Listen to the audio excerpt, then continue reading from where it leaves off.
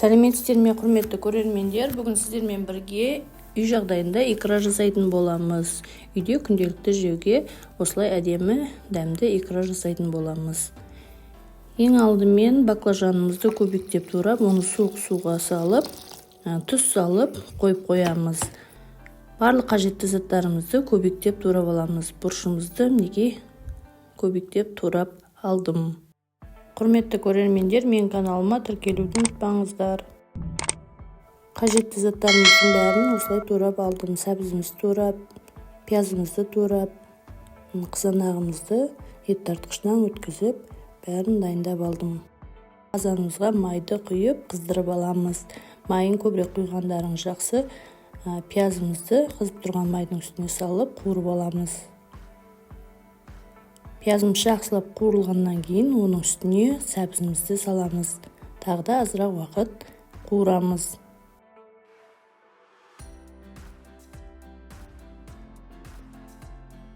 Сәбізіміз, пиязымыз жақсылап қуырылып жатыр. Енді оның үстіне жаңағы туралған бұрыштарымызды салып тағы да қуырамыз. Жақсылап араластырып, оның үстіне жаңағы чесногымызды саламыз. Оның үстіне тұз саламыз. Тұзын дәміне қарай салсаңыздар болады.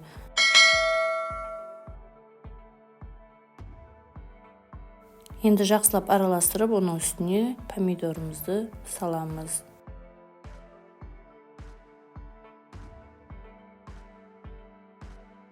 Қазанның қақпағын жауып қайнатып аламыз. Неге әдемі қайнап жатыр. Иісі өте керемет, дәмі де керемет икра шығып жатыр. Неге лавр жапырақтарын, түйірлі бұрыштарды салып, тағы да қайнатамыз.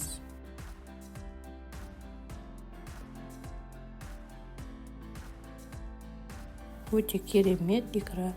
Енді оның үстіне жаңағы баклажандарымызды жақсылап жуып алып, қазанымызға саламыз. Тағы да қайнатамыз. Астын орташа қойып қайнатамыз.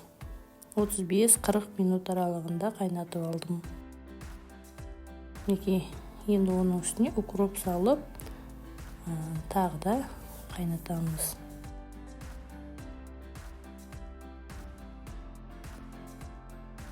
Оның арасында тұзын көріп, дәмін көрсеңіздер болады. Неге икрамыз өте керемет, дәмді икра болды.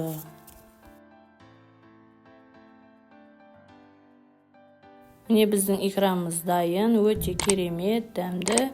Оны ыстықтай да, мұздатып та жесеңіздер өте керемет икра.